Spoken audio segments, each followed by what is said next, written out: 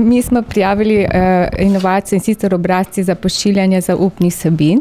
Obrazec omogoča izpisovanje zaupnih vsebin na laserkih in inkjet tiskalnikih. Obenem je pa tudi prirejen tako, da je pisemska ovojnica. Zaupne vsebine so pravzaprav razne, to so PIN, PUK kartice, razne kode, ki jih moramo varno shraniti. Dosedanji obrazci tega niso omogočali in so v bistvu narejeni tako, da omogočajo presvetlitev. Obrazec je narejen tako, da omogoča oziroma onemogoča nepooblaščeno vstopanje. Tisti, ki bi radi to karkoli pretrgali, tako se takoj vidi. Izdelek je tudi že patentiran?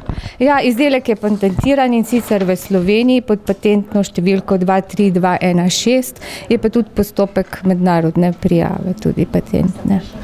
Ima pa še veliko možnosti za nadaljnji razvoj? Ja, zato ker je to inovativni postopek, omogoča boljše nadgradnjo grafičnih izdelkov za te zaupne vsebine.